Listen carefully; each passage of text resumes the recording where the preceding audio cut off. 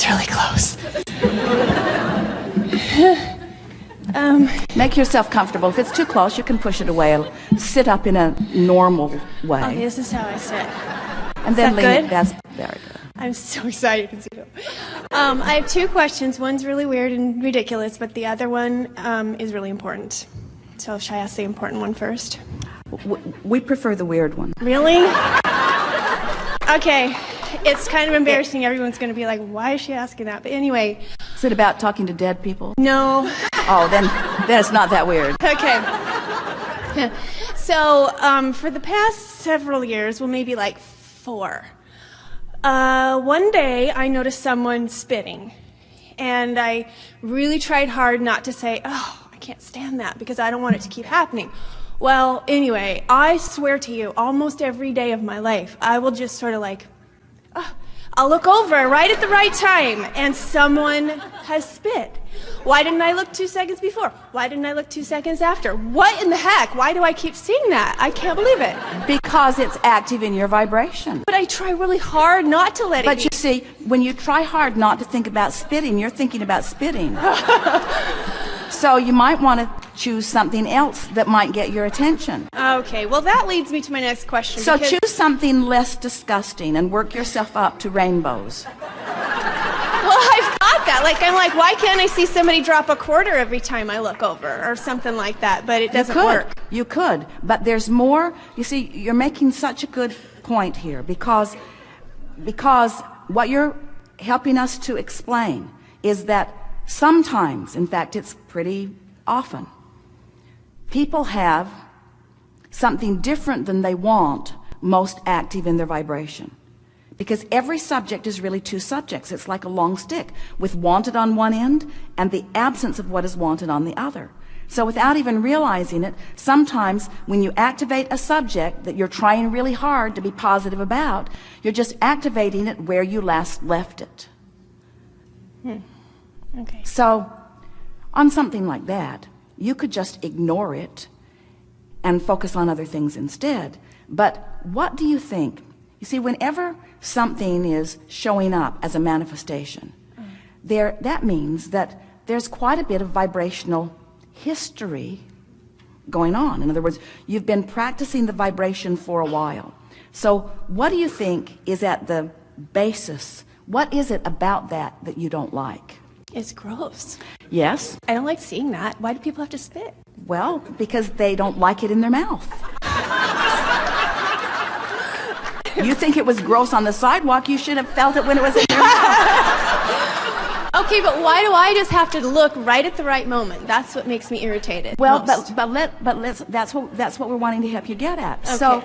So what's at the, so it's gross, but we don't think that is necessarily what is triggering that within you. Okay. What does someone spitting on the sidewalk where you might see it, what does that represent to you? Is disrespectful. Disrespectful of?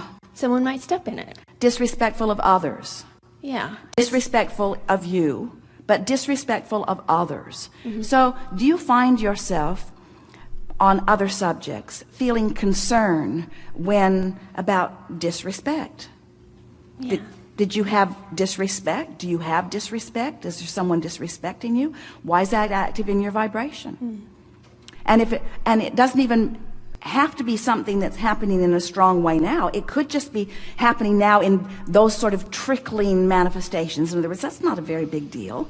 They're not throwing, we won't try to exaggerate it into worse things. But there's something going on vibrationally. What do you think that it is? Why do you think? I knew it had to be not about the spitting, and because that's just. It's not about the spitting, but the spitting represents what it's about. So let's go a little deeper. It's about disrespect for the world at large. So what kinds of other thoughts are you thinking about? Are you talking about other things that are disrespectful to the planet, or to people, or to women? In other words, what else is bothering you? Is that the only thing that's bothering you? No. Well, are there other things bothering you that are about the same vibrational disrespect? I feel like the universe is disrespecting me. Because it's not giving you what you want. There's two things that are really important to me.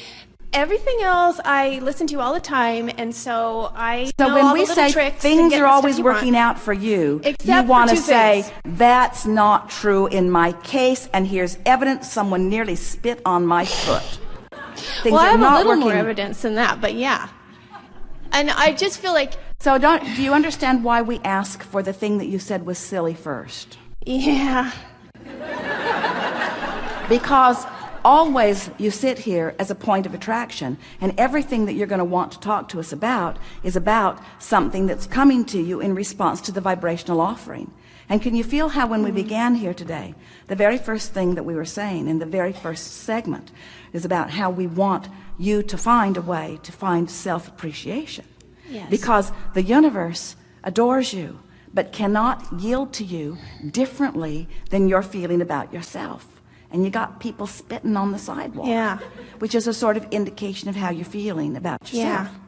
And that's my question, is if I'm doing the best I can, because I don't think I can do this, really. Well, that's But- the most significant and wonderful thing that you're saying. When you're saying, I'm doing the best I can, Yeah. that's a really good statement, because that means I care about me and I am making an effort to do it. But let's soften that statement, because what you're really saying is, you're saying, if I'm doing the best I can, but what you're actually saying vibrationally is, I'm thinking I'm doing the best I can, but I must not be doing the best I can. No, I'm because not. it's not. I can't.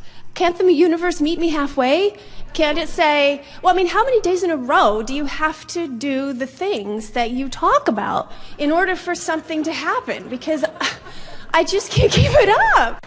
You don't have to, not any days in a row and not any hours in a row. You just have to get there, and then everything falls into place. So, well,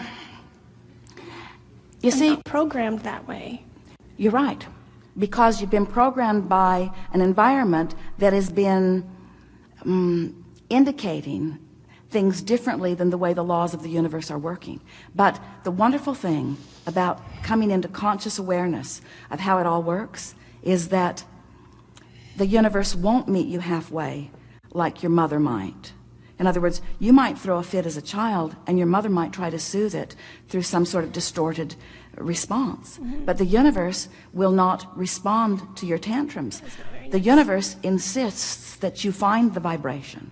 The universe insists. So am I doomed? You're in this way.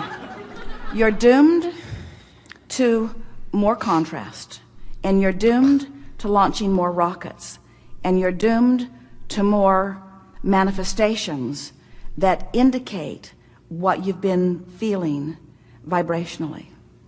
In other words, there's so much about what you're living that is going well, and some of what you're living that is not the way you want it. A few weeks ago, Esther woke up in a hotel room. It was the week before Long Beach, and she was in extraordinary discomfort. She did not know what was wrong, but she couldn't stand up. It was the worst physical discomfort she had ever felt.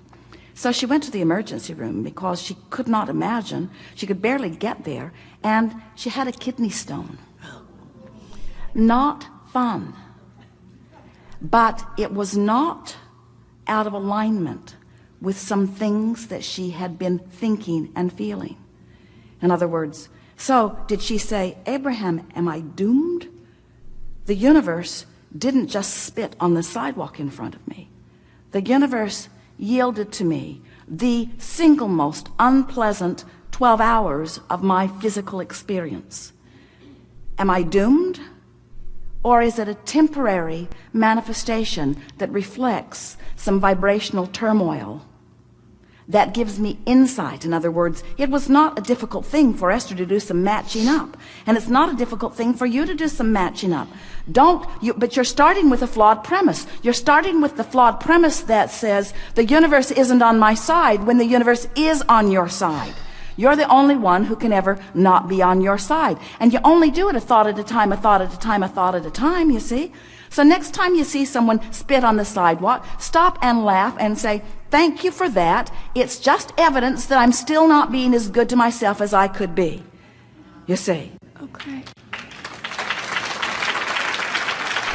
just not being as good to myself as I could be. But I'm not doing the best that I can do. I'm doing the best that I'm doing, but I can do better. I can feel better about me, you see? I can feel better. I can look for more reasons to feel good. That's all that it is. You're going to hear a whole lot more as we're moving forward. We would like to leave you with this sort of stream of thought.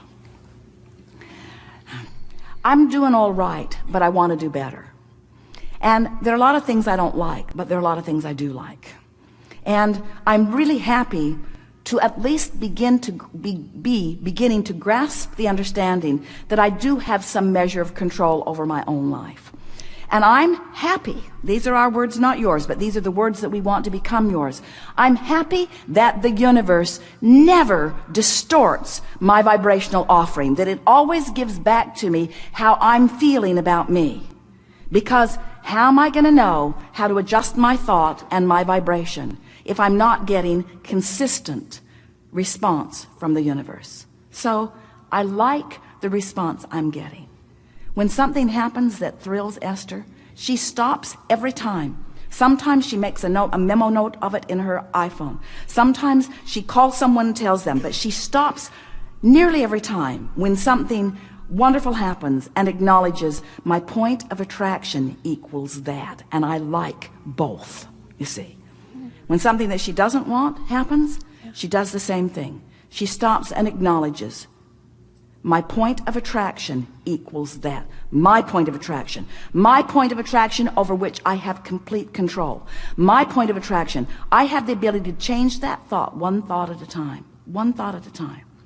You're surrounded by a world of thinkers, and the variance of opinions in the world that surrounds you is astonishing. And yet you're running around, most of you, trying to get other people to agree with you. That's not why you came. You didn't come for agreement from the peanut gallery. They're not ever going to agree. You only need to find agreement with the source within you, who is there, loving you, adoring you, proud of you, happy about where you are and where you're going, ready to reveal to you in every moment exactly how you're doing, and never one time ever criticizing you for where you stand. And that's why you feel negative emotion. You wouldn't be able to feel negative emotion if you weren't finding a variance from how source feels about you. Your negative emotion means I'm thinking something source isn't thinking. So do you think that when I see someone spit, that's the universe saying you're not in alignment? Yeah, when you see someone spit, it's the universe saying, this is how you're feeling right now. But the way you feel about it is different from the way source feels about it. Source is reveling in the announcement of your vibration. As Esther was driving, she drove her car from San Diego over to San Antonio last week. So fun. And at some point, out in the middle of the desert, she looked at the gas gauge and it was on empty. Oh, no. It was 109 degrees in the desert. Oh, my God. Her sister is traveling with her. And she thought, should I tell her or not? Or should we just put a happy face sticker over the empty gas gauge? So then Esther looked at the route, and she knew that when they crossed from Interstate 8 onto Interstate 10, she knows that there are some gas stations there. And she knew that that was 44 miles away. And she looked at how far her car is telling her it will go. And it will go 52 miles.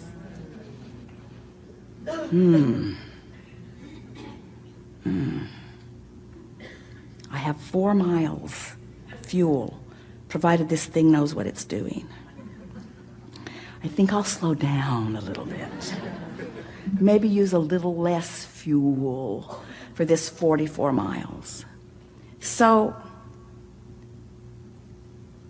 Esther's indication showed her that she wasn't really watching what she was doing. But it wasn't out of being negative. It was out of just not paying attention. In other words, don't you think it's possible that you could just be bipping along and not be paying attention to everything all at the same time?